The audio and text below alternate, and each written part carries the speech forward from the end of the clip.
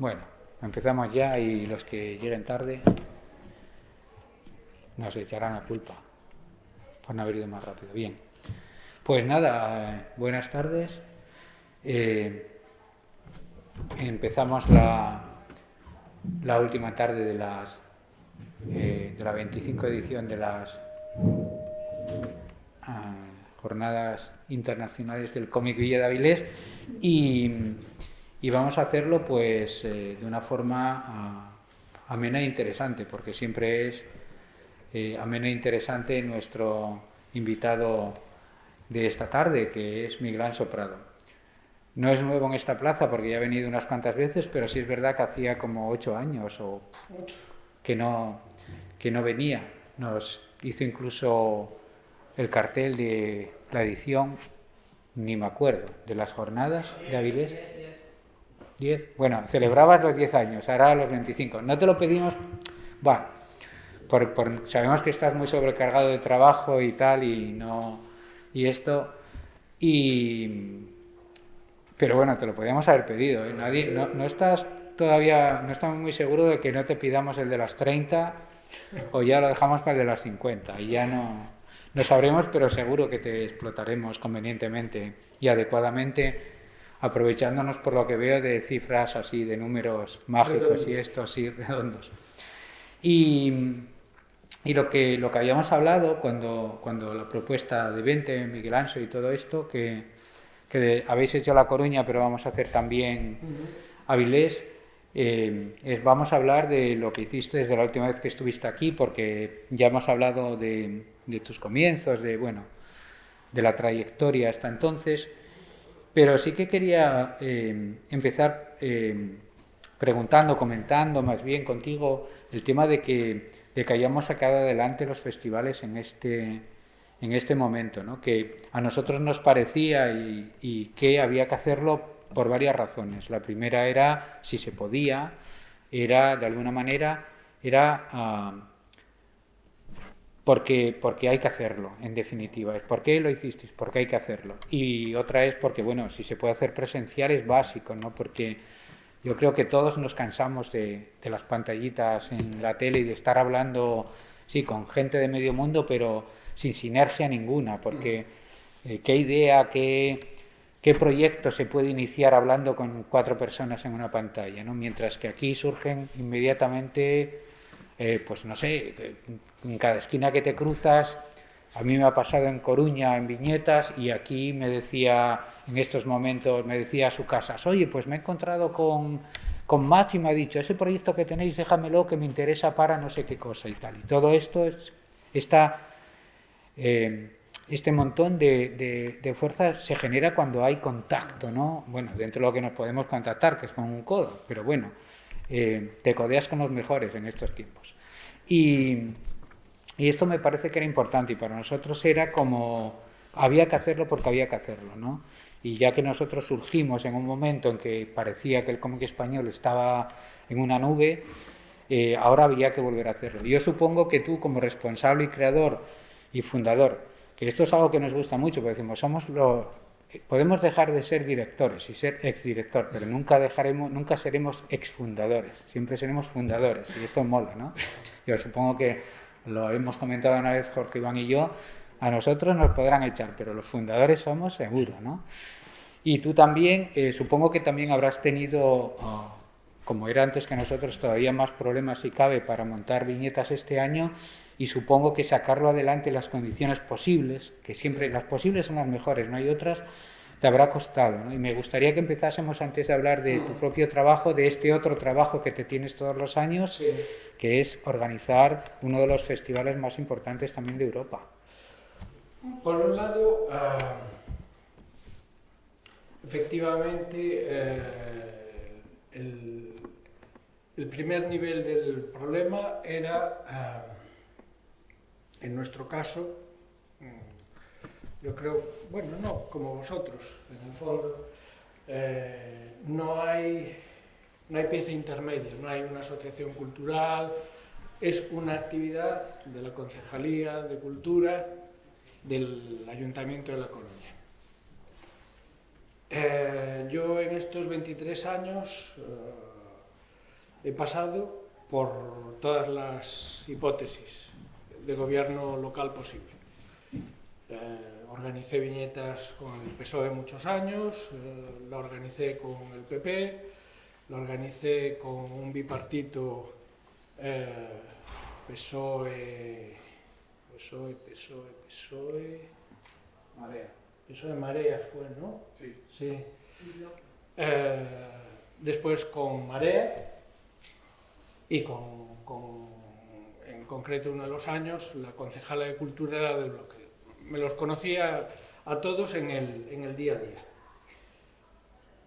Y una de las cosas que supongo que son de las experiencias que hemos tenido todos al final es que independientemente de las ideologías, el gestor político tiene una serie de características ya genéticas o algo parecido, y es que el festival puede llevar 12 años haciéndose, o 15 años o 20 años. Cuando cambia el concejal o la concejala, tú llegas allí el primer día y le tienes que explicar todo como si no se hubiese celebrado nunca. Que lo que piensas es, ¿pero dónde has estado tú estos 12 años? ¿Nunca se te ha ocurrido pasarte por el festival para ver en qué consistía? Y entonces el primer temor que tuve fue, si no lo hacemos, dentro de esas cabezas de gestor político, la primera tentación es, pues mira, unos dineros que nos ahorramos y nos sacamos el marrón de encima. Por lo tanto, el primer temor era ese. Después el segundo era una cuestión de mantener una inercia de cara a los visitantes. Un festival necesita años para ir desarrollándose, para ir consiguiendo rutinas. Nosotros, como vosotros, tenemos un grueso de visitantes que planifican sus vacaciones en función de esas fechas. Es decir, muchos de ellos no es que vengan a Coruña solo para asistir a viñetas, pero como van a coger vacaciones, pues si pueden coger los 15 días que incluyen el festival, bueno, pues eso es así de simple. Si de repente tú un año fallas y se cambia y pues bueno, pues vámonos al otro lado tal, al año siguiente te encuentras con un 10 o un 15% de personas que han cambiado ya la orientación de las vacaciones. Y después, como tú decías, por una pura cuestión de supervivencia colectiva, ¿no? Por un lado, como medio, fuimos un medio que sufrió como prácticamente todas las áreas, pero que toda nuestra cadena se debilitó muchísimo. Los libreros, dentro de lo complicado que ya está el mercado del libro, el librero especializado, aún encima, tiene una situación más débil todavía, lo que ha supuesto 3 meses de inactividad prácticamente, unas distribuidoras con material empaquetado sin distribuir, novedades almacenadas porque no se podían poner en marcha, etcétera, etcétera. Bueno, por pequeña que fuese la ventana, se iba a agradecer. Y entonces fue, pues, nada, como ese audio viral de la niña de estas últimas semanas, ¿no? Que lo de la mascarilla, pues bueno, sí, es un coñazo, pues, tal, porque respiras mal y tal, pero mejor eso que estar muerto. Pues es así, mejor aceptar todas las limitaciones que no hacerlo. Por tanto, decidimos que había que intentarlo. Hicimos 3 programaciones. La que teníamos a partir de entre noviembre y enero, que fue la primera programación que tuvimos. En marzo fue cogerla, tirarla a la papelera y olvidarnos de ella. Una segunda posible con con bastantes invitados dentro de las limitaciones, y después ya la última, que fue con 6 invitados presenciales, que era lo que íbamos a poder gestionar pues personalmente, todas las exposiciones, y ahí conseguimos no reducir nada y ocupamos todas las salas con los mismos 1000 y pico originales expuestos de todos los años. Y aún así, de esos 6, 2 invitados fallaron en el último momento. Con lo cual, la sensación fue agridulce. Evidentemente, pues contentos de haberlo podido hacer y notar, pues bueno, los medios de comunicación nos trataron con especial cariño, y los visitantes pues también proyectaban, ¿no?, ese plus de simpatía y de agradecimiento por el esfuerzo. Pero ayer lo comentaba con Jorge Iván. Me parece admisible desde un punto de vista excepcional, como algo coyuntural. Si a partir de aquí se nos plantease, bueno, pues si se ha podido hacer de esta manera, pues podemos reducir esto, lo otro, yo creo que desvirtúa por completo. Tú lo comentabas, ¿no? Yo creo que el punto diferencial, más allá de las cosas que programemos de festivales como Avilés o como Coruña, es la efervescencia. Es decir, esa sensación de puertas abiertas, de no haber en general una entrada de pago de por medio, exposiciones, charlas, y eso lo que genera es con muchísima facilidad la reunión de gente, grupos hablando, recomendándose cosas, enseñándose,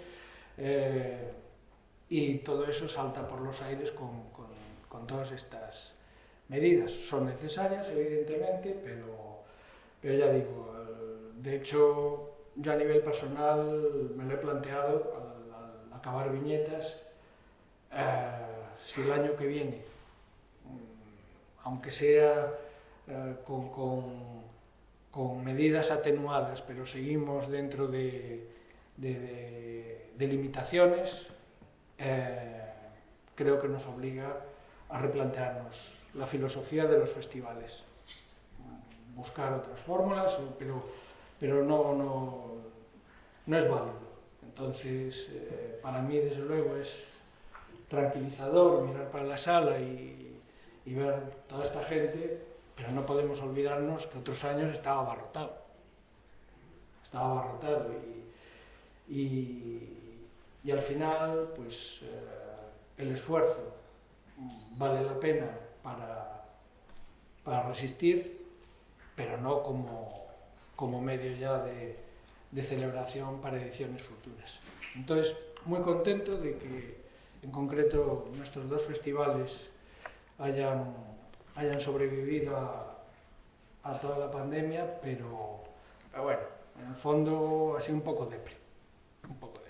Bueno, vamos a dar el salto ya, porque a hablar de tu trabajo desde que estuviste aquí, básicamente lo primero era cuando estabas preparando, que te pasaste un montón de tiempo preparando Ardalén. De Ardalén no llegamos a hablar. Yo recuerdo que cuando me mandaste el libro aquel que hiciste de Ardalén antes de estar editado, se lo enseñé a Buduán, que aquel año estaba aquí, no sé qué, hablábamos de él, y salió ya el año siguiente, o sea que ya tiene unos cuantos años Ardalén, pero no habíamos hablado de él, y me parece, me daba la impresión de que era tu vuelta, pero no solo tu vuelta, era también como lo que tú contabas ayer, que te decía un editor, tienes que hacerme otro trazo de tiza. Y claro, y García Márquez dando otros 100 años de soledad, no te digo. Pero Ardalén era una apuesta ya conscientemente, quiero decir, no, por muy divertido que sea, la mansión de los Pampín es la mansión de los Pampín, no deja de ser una obra súper divertida, maravillosa, pero es lo que es, ¿no? Un encargo que desarrollas muy bien. No, Ardalén ya es algo más de la trabajado, que sale de las tripas y que intenta hacer, y nunca hablamos de él aquí. Ya visto con la perspectiva que da el tiempo y que es un libro que ahí está y todo esto, ¿cuál es tu pensamiento ahora sobre Ardalén? ¿Cómo lo ves ya? Luego seguimos hablando de los Sí, libros posteriores. ¿Cómo lo sigues viendo? ¿Lo ves un poco como trazo de tiza sí, o cómo? hubo muchos elementos semejantes en lo que fue la Génesis y cuando hice trazo de tiza, y esta anécdota ya habrá quien me la haya escuchado, tú desde luego, trazo de tiza yo llevaba 7 años más o menos haciendo historieta, más o menos. Y por aquella época que tenía ya amigos de adolescencia y tal, que acabada la carrera pues habían entrado en la universidad y eran profes y todo esto, y conocí el año sabático, cuando el primero me dijo, me voy a ir 8 meses a no sé dónde y tal, porque estoy preparando, y dije, pero ¿cómo que te vas 8 meses? ¿Y te los pagan? Sí, sí, sí, es un año sabático, tal, no sé qué. Y dije, coño, pues está muy bien eso. Y entonces dije, a ver, ¿y a quién le pido yo un año sabático? A Rafa Martínez y Norma. Y dije, bueno, pues se lo voy a pedir al jefe. Y entonces, aquella mañana me levanté, me puse delante del espejo y dije, a ver, ¿te das un año sabático? Y la idea básicamente fue traicionar uno de los principios que había seguido desde que empecé a publicar, que fue tener acceso a un medio de expresión, sea a través de una columna en un periódico, de un micrófono en una radio, de un programa de televisión, es un privilegio, es un bien escaso. Entonces yo, con una cierta mentalidad así, pues judeocristiana y tal, pensaba, bueno, no lo puedo utilizar a la ligera. Si yo tengo un acceso privilegiado a este espacio, a su vez tengo que darle algo a esta sociedad que a mí me regala esta posibilidad. Entonces todas mis obras, la Enciclopedia Délfica, Estratos, Crónicas Incongruentes, yo tenía siempre un pepito grillo que me decía, de algún modo lo tienes que vehicular para que ahí haya una reflexión, una crítica social, lo que sea, pero tú tienes que devolver parte de esos ingresos en esos impuestos. Y entonces con trazo de tiza dije, pues no, como es el año sabático, pues voy a hacer lo que me rote, lo que me apetece. Y entonces empecé a escribir una historia a sabiendas que, vamos, que imaginaba que me la iban a publicar porque los libros anteriores habían funcionado bien, entonces hay esa inercia que el editor, pero hombre, si los anteriores funcionaron, ¿por qué este no? Pero en cuanto les empecé a contar de qué iba, no hubo uno. Después todos se tiraron el moco y se ponían, oh, sí, es que ya sabía, no, ni uno. Todos miraban para otro lado, ¿qué me dices? ¿Cómo? ¿Una isla? 3 personajes? ¿Y qué pasa? No, bueno, a ver, no es que pase y tal. No.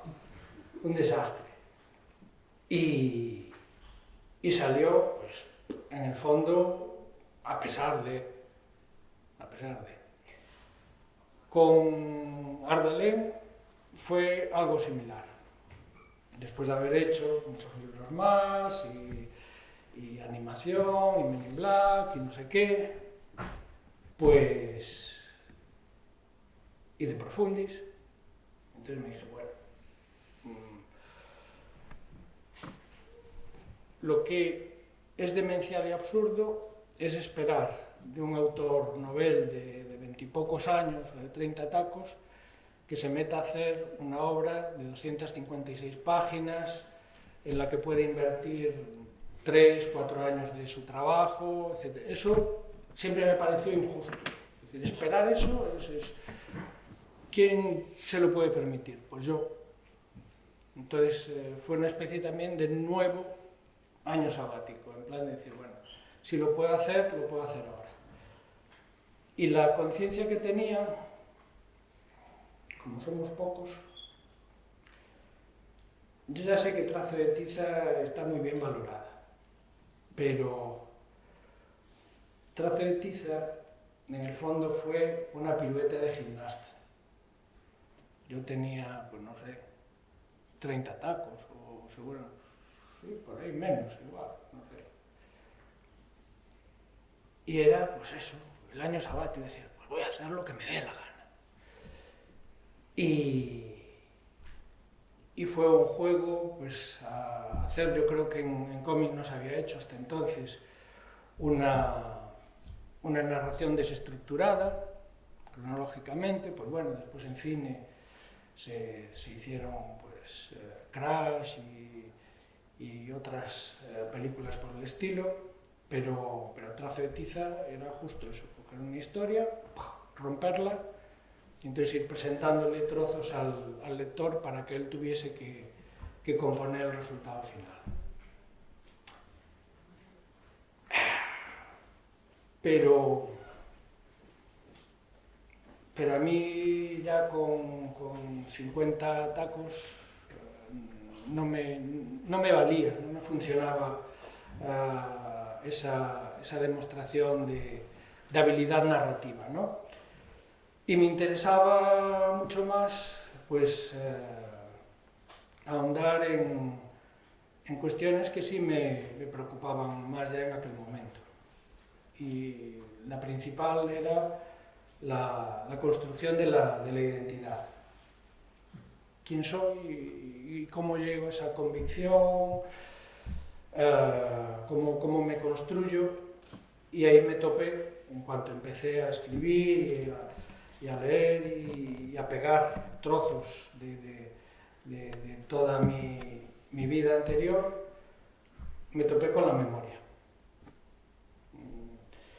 Y me di cuenta de la visión, por lo menos la que yo tenía, que creo que es muy compartida, esa idea muy monolítica de la memoria. Ay, fulanito tiene muy buena memoria o muy mala memoria. Y tiene buena memoria quien es capaz de recordar los números de teléfono o las capitales de los países y cosas de estas. Pero en cuanto empezaba a escarbar un poco, es que claro, si tú pones un cacharro a hervir en la cocina y te vas a pasar el aspirador y no te acuerdas de que has puesto el cacharro a hervir, pues se puede montar la de Dios es Cristo, y es memoria. Y cuando tú te despiertas por la mañana y te giras y allí al lado hay otra persona y sientes que la quieres, es un ejercicio de memoria. Porque si tú no te acuerdas que esa persona se metió contigo en la cama el día anterior, no puedes desarrollar hacia ella ese amor. Y no solo eso, sino que ese amor lo construyes porque te vas acordando de todos esos trocitos de vida que van haciendo que el sentimiento se... Entonces yo me he encontrado con la memoria por todos lados, según... Y entonces el deterioro de la memoria, o la perversión de la memoria, o la malfunción de la memoria, conllevaba también pues, una percepción distorsionada de la propia identidad. Suena todo muy filosófico. Y al final lo que cogí fue un viejo que no tiene ninguna enfermedad, digamos, con etiqueta, que ahí introdujo un elemento poético y lo que es una especie de esponja que absorbe los recuerdos de otras personas. Recuerdos que además transporta un viento, el Ardalén. Y con todos esos elementos fantásticos, herederos claramente, pues bueno, del realismo mágico, no solo latinoamericano, sino pues tenemos referencias cercanas, Cunqueiro, en menor medida Torrente Ballester. Fui construyendo ese relato. Fue muy dilatado porque fueron 256 páginas, en las que además intenté justo hacer también un trabajo personal en ese sentido de reflexión acerca del propio medio.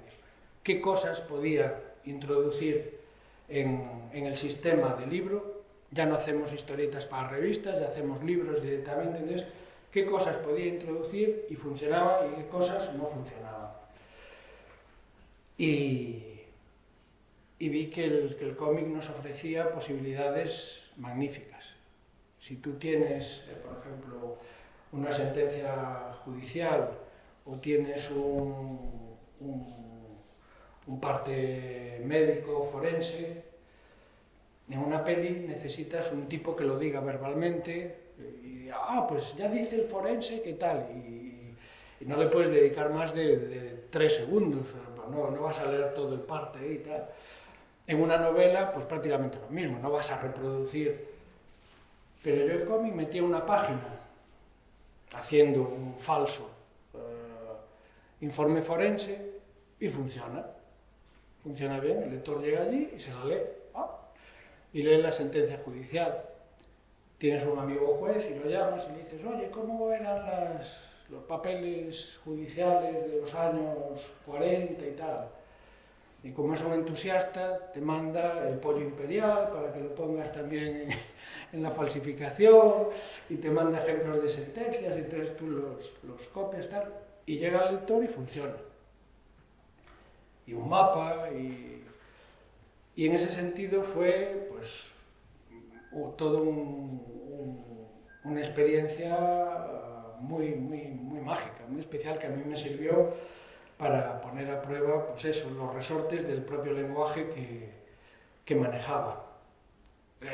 Hay consecuencias divertidas. Recuerdo un lector que me escribió semi-ofendido y me decía, leí Ardalén y me gustó muchísimo, pero me parece muy deshonesto que se introduzcan datos que no son reales. Porque yo había puesto en la portadilla, en la tercera página, yo creo, 2 falsas entradas de diccionario. Una auténtica referida al viento ábrego y otra referida falsamente al viento ardalén, con su etimología y todo el rollo. Y el hombre me decía, y lo fui a buscar al diccionario y no aparece por ningún lado, esa palabra no existe. Tío, es una ficción, ¿no? No, pero es que además hay mapas y hay tal. Sí, pero... Entonces, al mismo tiempo, me demostraba, más allá del detalle chusco, que a este señor le hubiese parecido mal, la eficacia de la herramienta, ¿no? Que sí, que se integraba bien en el discurso y que era funcional. Entonces, sí, la sensación que tuve fue muy parecida en ese sentido a Trazo de tiza, y cuando lo acabé, la tranquilidad de haber hecho la obra que quería. Es decir, eso siempre lo tuve claro. Es decir, no le puedo achacar a nadie, ni que un editor me condicionase, ni me sugiriese. Hice lo que quise, introduje los elementos que me dio la gana, y al final, pues hombre, yo tendría que decir, siendo honesto, que en estos momentos es la obra en la que yo me veo más claramente reflejada. En todas las otras, de una manera o de otra, hay una parte de mí como autor, como creador, en la que estoy mediatizado por el propio objetivo que persigo, y en Ardalén para nada. Y aún encima lo pude hacer, digamos, en plenitud de facultades, ¿no? Es decir, me sentía seguro en todos los sentidos. Y después, Expresas Fáciles, el libro que aparece, que lo haces un poco más rápido, o sea, no te dejas ahí, no te metes en otras historias, y haces Expresas Fáciles, que es un policíaco, una serie negra, y la serie negra es evidentemente un tipo de novela social, ¿no? Cuando es serie negra, cuando no es entre 10 negritos, ¿quién fue el negrito que lo Sí. mató, ¿no? Eh, ¿Y esto cómo surge? ¿Acabas Ardalén?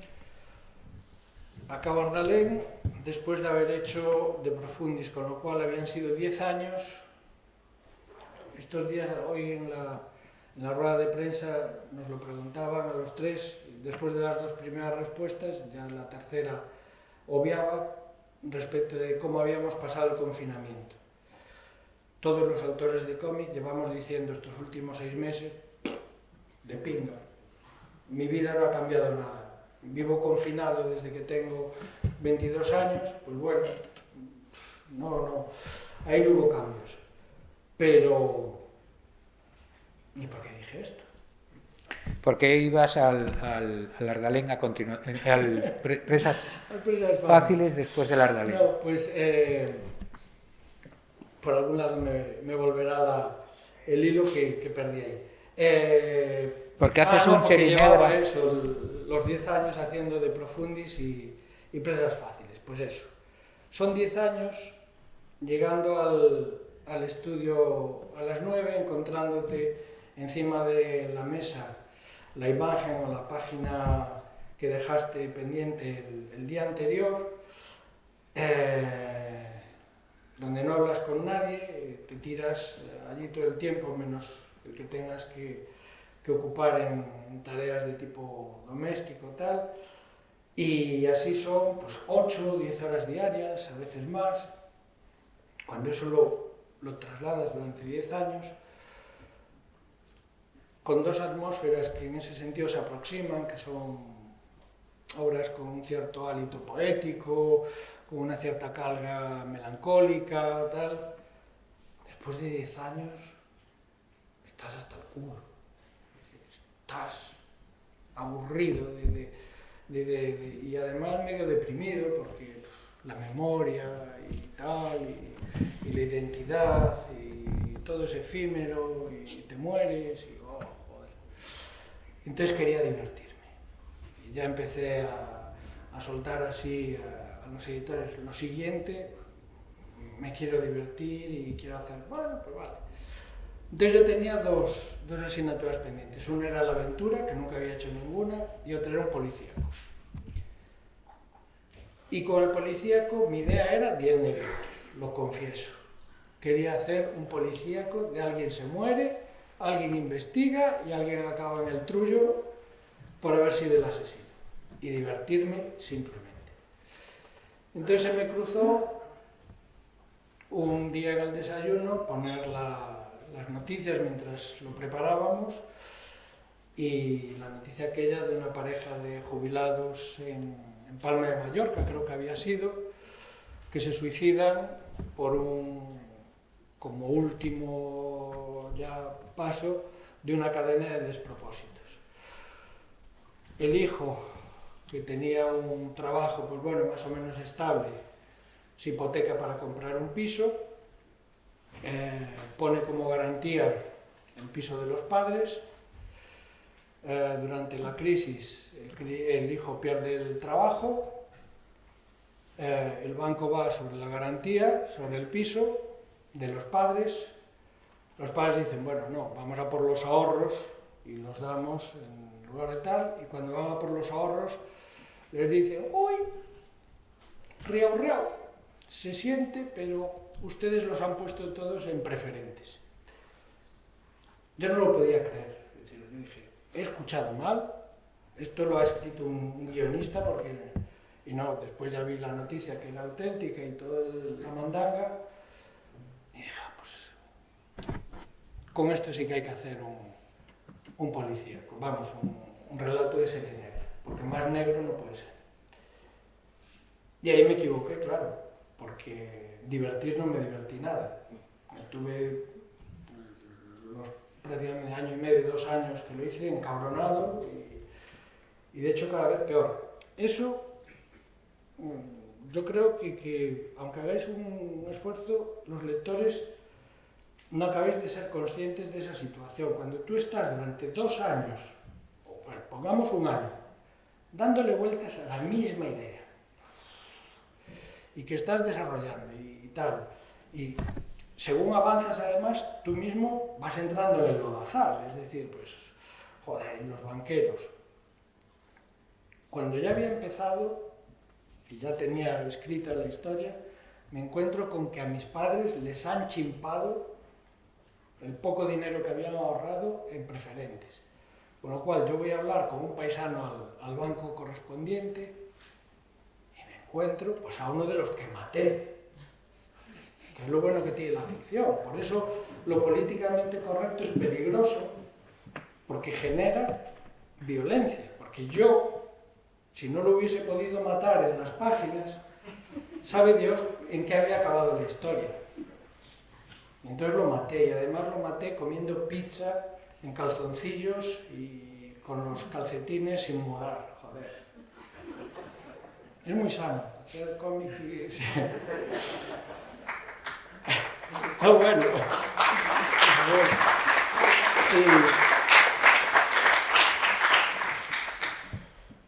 Y entonces, sí, hice el policíaco y me evité entrar en la cárcel y, bueno, me vengué relativamente. ¿Y por qué era en blanco y negro? Pues porque me equivoqué otra vez. Era un relato negro tan oscuro. Después, cuando hacemos la reflexión y se lo decimos a un amigo periodista, tal, que dice, ay, pues vamos a escribir y suena todo como muy lógico, muy bien pensado. En el fondo son chominadas, que nos contamos a nosotros mismos. Entonces yo me hago la composición y digo, no, este relato tan oscuro, no quiero que el lector se quede enganchado en la parte estética. Entonces soy consciente que mucha gente valora mi tratamiento del color, entonces voy a quitar el color para que no le quede más remedio que quedarse en la narración que le estoy contando. Lo sabes porque lo había hablado contigo. Escojo adrede un dibujo nada espectacular, es decir, no quiero hacer concesiones, y entonces incluso en un cierto momento tuve la tentación de afear al personaje femenino para que ni siquiera resultase mínimamente atractivo estéticamente, ¿no? Pero bueno, salen los libros y a cada festival o salón del libro que iba, fuese en Alemania, fuese en Francia, fuese en Cuspedriños, daba igual. El 70% de la gente que pasaba por delante me decía, qué pena que no lo hayas hecho en color. Y yo le echaba el rollo, no, porque claro, esta historia. Y me miraba y me decía, bueno, pero en color estaría mejor. Pero bueno, pues lo hice en blanco y negro porque creía que tenía un montón de razones y estaba equivocado, lo debería haber hecho en color, pero bueno. Oye, ya que nos van a echar ya porque tenemos muy poco tiempo, tienes 2 minutos para hablar del pacto del letargo, lo cual me ayuda porque como yo no lo he leído, lo de presentar un libro que no has leído sería, bueno, puedo hacerlo, pero... Te lo he visto hacer. Sí, ¿qué dices? No estaría bien, y además quería que subiera a Usía para hablar de vuestro trabajo, lo último que habéis sacado. Y por eso, el pacto del letargo es, ahora voy a hacer colorines porque sí, y además me voy a divertir de verdad ya por una vez. Sí. El pacto del letargo ahí fue sin concesiones a lo del divertimento. Quería divertirme, quería pasarlo bien y quería que me siguiese funcionando como vía de diván de psiquiatra barato. Y bueno, es una historia con un componente fantástico donde, ya lo digo desde la portada, pues hay un demonio inmenso encima de un dolmen y esos personajes de lo fantástico lo que me sirven es de frontón para para establecer pues, bueno, un conflicto que en el fondo es propio de los seres humanos. La pregunta así chistosilla para empezar a desenredar el ovillo era ese esquema de buenos, malos y el ser humano en el medio, ángeles, demonios, magos, brujas, tal, está prácticamente en casi todas las creencias, religiones, cosmogonías que por el mundo adelante hay habido. Y el ser humano siempre está en el medio como una especie de pieza inerme que sufre, digamos, esa lucha entre esos poderes que están por encima de él, entre el bien y el mal. Pero al final, esa historia, a mí, desde luego, me la han contado siempre seres humanos. Unas veces con alzacuellos, otras veces con título universitario y tal, pero quien me explicaba esa estructura de bien y mal y el ser humano en el medio era siempre un ser humano.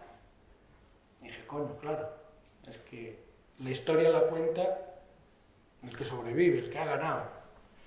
Entonces, ¿qué pasaría si todo este esquema, en el fondo, no es más que la versión interesada del propio protagonista, ¿no? Si la humanidad lo que hace con ese planteamiento no es lavar su propio rol, su propio papel.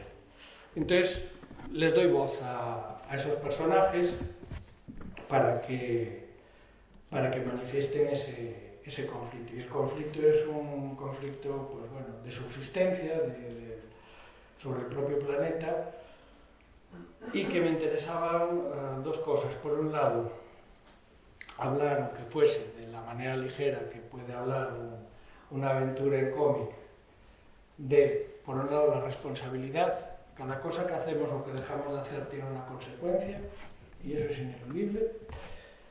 Y un concepto muy maltratado y muy mal visto por la psicología moderna, que es la culpabilidad.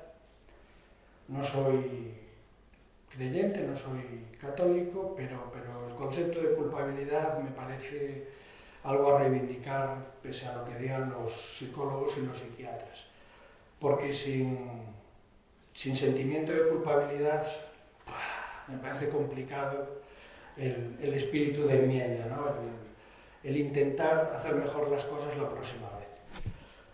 Y la idea era un poco eso, señalar la posibilidad de que no nos queramos autoidentificar como culpables. En último caso, lo que pretendía era hacer esa propuesta sin que fuese un alegato estrictamente ecologista. Mi sensibilidad es la que es, pero doy por hecho que hay muchas personas que gastar 10.000 euros para conservar esa mariposa que es endémica de los picos de Europa le puede parecer una locura impresentable. Entonces, en ese debate me parecía a mí ridículo entrar.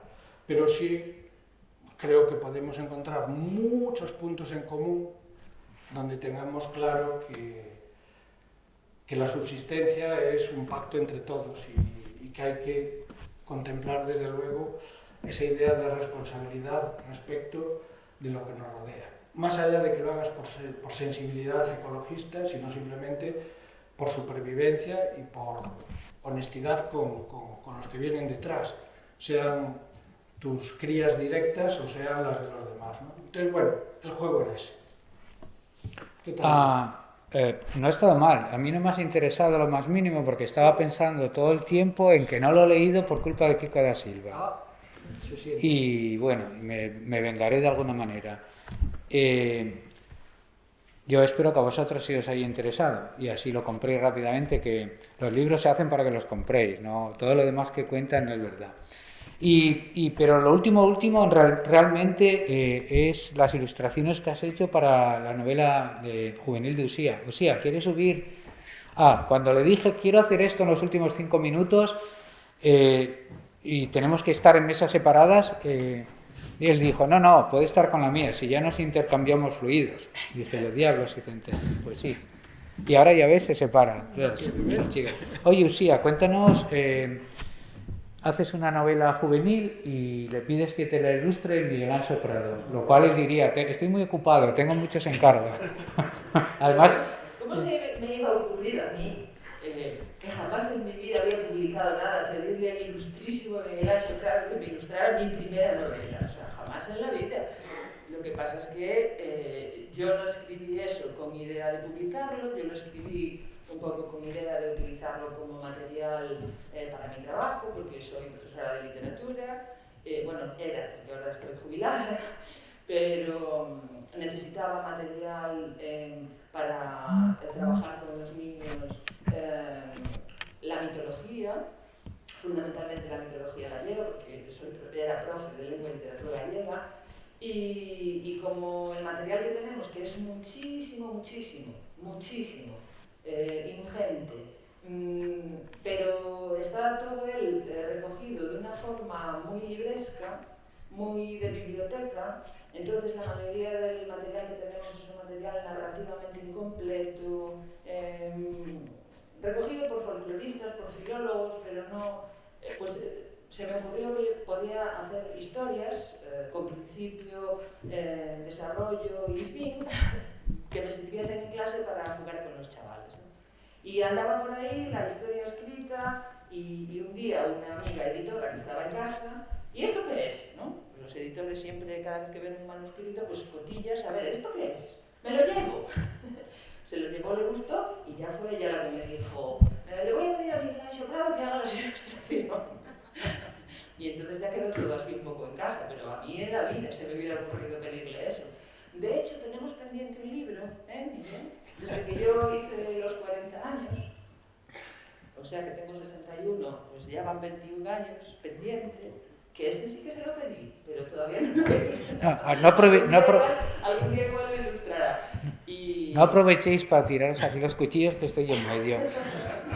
Pero no, fue una idea de la editora, los editores, porque el libro ya hace año y pico que salió en gallego, y lo vieron claro desde el principio, y bueno, Miguel también contribuyó a que la imagen de la novela pues sea así, junto con la edición que en el Patito hicieron del libro, pues parezca como un libro así un poco como antiguo, clásico, digamos, no antiguo, sino un poco clásico, con unas ilustraciones que habéis visto ahí, algunas así en unos tonos, bueno, que recuerdan como los grabados antiguos y tal, porque es un cuento muy clásico, y al final pues vamos, encantadísima, porque ¿quién me iba a decir a mí que mi primer libro me lo iba a ilustrar Miguel Ángel Prado? Además son casi 70 ilustraciones, Bueno, pues Más allá del bosque de la cornada es una novela que os recomendamos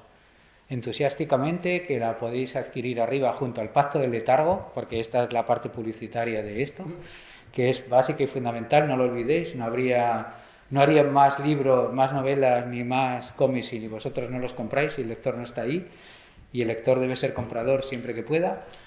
Y bueno, daros las gracias a los dos porque me he pasado de tiempo, pido disculpas a mis compañeros, pero ya sabéis que hoy vamos muy apurados, pero van a estar aquí firmando luego, después de la clausura, todos los que queráis, hasta que nos echen. Y bueno, daros las gracias, Miguel, por volver y por empezar. En la siguiente ya vuelves y os damos más tiempo para hablar de ella. Y bueno, le damos las gracias de la forma que lo hacemos en las jornadas, que es con este fuerte aplauso.